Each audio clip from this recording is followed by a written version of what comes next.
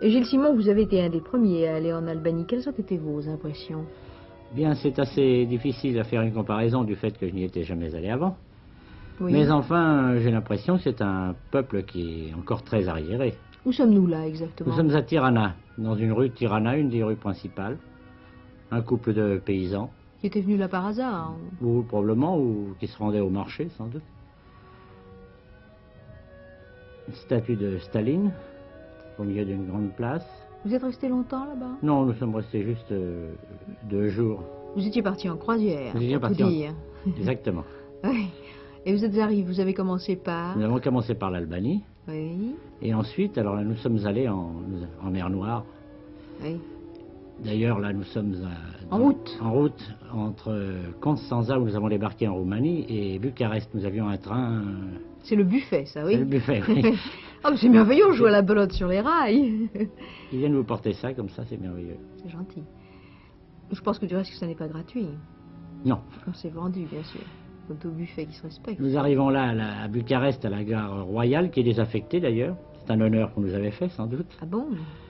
Nous voilà à Bucarest.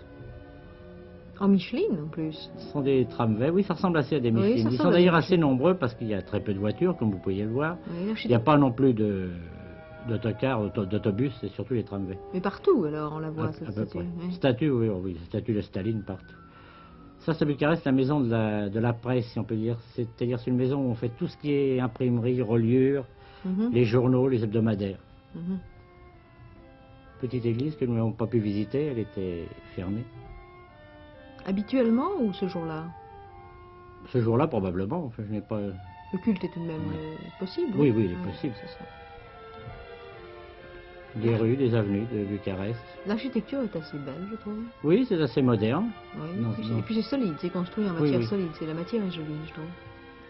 C'est une assez jolie ville. Et là, vous n'avez aussi fait que passer là-bas. Oui, nous sommes restés 2 jours seulement, le temps de prendre quelques vues pour nous les rapporter, c'est très gentil. Nous sommes avec vous à Bucarest. Et là? Ah, là, nous sommes dans le parc Staline. Dans ce parc Staline, ils ont édifié un musée, si on veut, une rétrospective de la vie ancienne avec les maisons anciennes, faites en bois ou en briques de terre. Un vieux moulin. Il y a d'ailleurs un lac dans ce parc Staline où on revoit la maison de la presse au fond. Au fond, c'est cette fameuse maison que nous avons vue de près tout à l'heure. C'est ça. Et de nouveau, vous reprenez le train? Nous reprenons le train pour Constanța et nous traversons là le Danube. Ah, ce Danube si souvent chanté. Est-ce qu'il est vraiment bleu? Non, il est même très, très jaune et très rouge. Je crois qu'il fallait mieux ne pas le dire. C'est un bateau-école, non? Oui, c'est un bateau-école soviétique. Nous arrivons dans le port d'Odessa. Il est d'ailleurs très joli, c'est un beau 3 mâts. Comment est Odessa? Odessa est une ville, on pourrait comparer un peu à Marseille, c'est un grand port. Quel accueil vous avez eu là-bas? On a eu un accueil très chaleureux, très gentil. Plus chaleureux de la part des Roumains que des Soviétiques, si on peut dire. Ils sont un peu plus froids. Oui, pour quelle raison, vous pensez? Indifférence? Non, peut-être pas indifférence, mais je crois d'ailleurs que 9 Roumains sur 10 parlent français, alors que le russe, beaucoup moins. Cet escalier extraordinaire. Ça, c'est le fameux escalier Potemkin. Oui, je le reconnais. C'est un classique. Où êtes-vous? Une avenue à Odessa, le long de la mer. Ça, c'est assez curieux. Ce sont des tableaux d'honneur des ouvriers. C'est-à-dire que chaque semaine ou chaque mois, lorsqu'un ouvrier a fait un rendement supérieur à la moyenne, il est au tableau d'honneur et alors on expose sa photographie dans la ville pendant X temps. C'est une jolie récompense, n'est-ce pas? Les rues d'Odessa. Il y a très très peu de circulation. Il y en a très peu. Ça, le problème du parking, oui, exactement, je cherchais le mot, le problème du parking est vite résolu. Est vite résolu. Par contre, dans les magasins, il y a foule. Comment ça se passe là-bas, l'achat, la vente, bien, les magasins? Ça se passe un peu comme partout, sauf que certains magasins d'État ne vendent certaines choses que certains jours. Ah bon, alors on est sûr de ne pas se tromper, c'est facile pour les ménagères. Oui, seulement s'ils ne vendent des chaussures, par exemple, qu'une seule journée, il s'agit de ne pas louper l'occasion, ça ne peut revenir que dans 8 jours ou dans 15 jours. Oui, alors on fait la queue à partir de là. Là, nous sommes à Yalta, dans le fameux palais où a eu lieu la conférence entre Staline et Roosevelt. C'est une porte en grès, en fer forgé, qui est d'ailleurs très jolie. Voilà cette fameuse maison blanche, sur le balcon duquel, d'ailleurs, ils ont eu beaucoup d'entretien.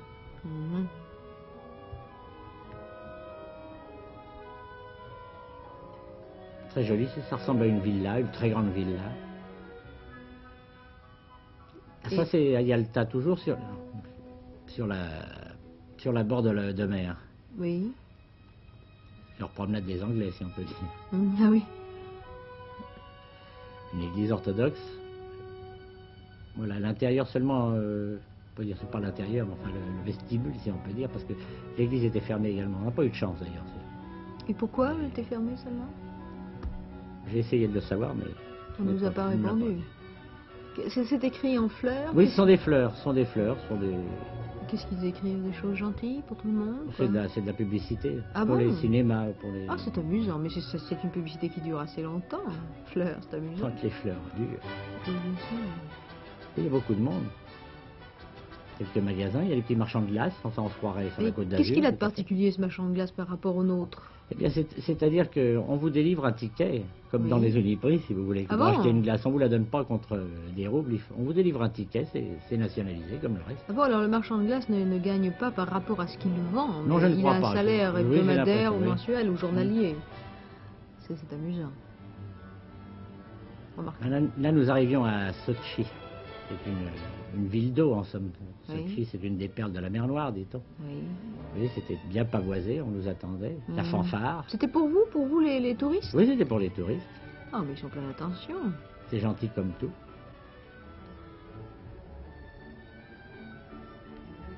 Les montagnes du Caucase.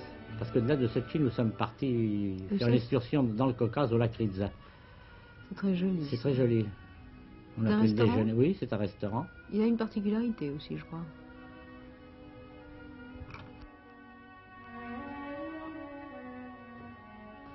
Oui, en effet, c'est là où comment dirais-je, M. Khrouchtchev ou Staline, dans le temps, venait se reposer quelquefois, passer des week-ends ou même l'été. C'est un lieu presque historique. Et ici? Ah là, nous sommes à Dubrovnik, alors nous revenons en Yougoslavie. Voilà. Franchir une frontière très vite à la télévision, vous savez. Oui, l'ancienne Raguse. Oui.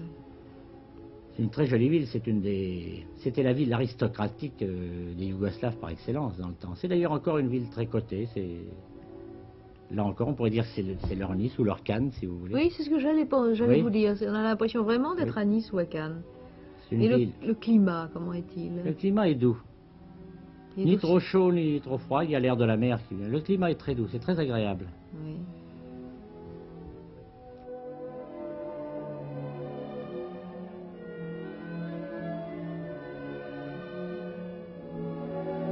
Là on est toujours à Dubrovnik. Nous sommes toujours à Dubrovnik. Toujours à Dubrovnik. Une vue générale à l'intérieur des remparts parce que c'est une ville entièrement entourée de remparts fortifiés. Elle est solide, en tout cas, sur son Mhm. roc. Elle donne une impression de force, cette ville. On peut faire le tour complètement, comme à Saint-Malo par exemple. Et le tour à pied, il faut compter 1h30 environ, ce qui vous donne une idée de la circonférence de la ville.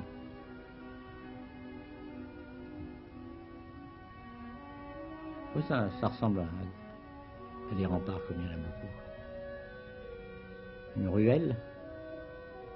Il y a beaucoup de rues à escalier d'ailleurs, du fait que la ville est construite sur un rocher. Hum. Une paysanne yougoslave. Elle descend et elle monte souvent, je crois. C'est une petite place, une des rares places un peu grandes, pourrait-on dire, parce que ce sont vraiment que des petites rues, des petites ruelles. Il n'y a pas de circulation du tout, d'ailleurs. C'est peut-être très pittoresque. Oui, c'est très pittoresque. Voilà Split. Ah, Vous mais... voyez que nous savons où nous sommes avec l'enseigne Oui, de bien Tito. sûr.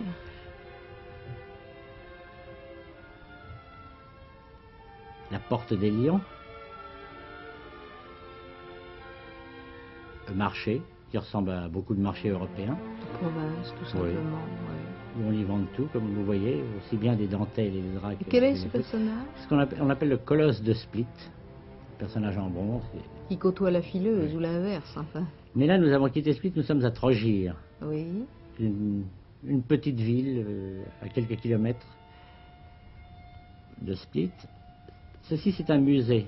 À l'intérieur de ce musée, on y découvre les écritures qui, paraît-il, sont parmi les plus anciennes au monde.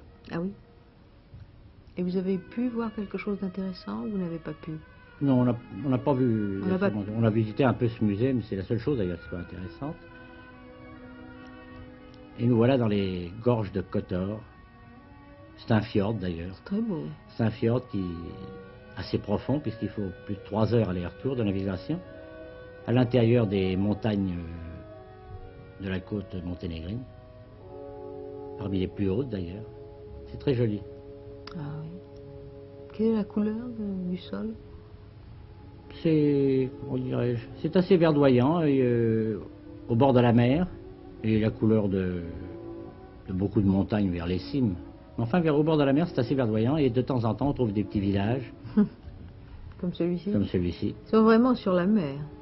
Ah oui, Ils ont les pieds dans l'eau, quoi. exactement. Vous voyez, on longe très près parce que par endroits, le fjord est très étroit. Oui, on a dû rester vu tout à l'heure le remous de votre bateau qui Oui. agitait les autres. Voici 2 petites îles là sur lesquelles il y a un monastère. Monastère pour hommes, pour Il femmes? y en a un de chaque. Ah bon? Un sur chaque île. C'est très bien, ça.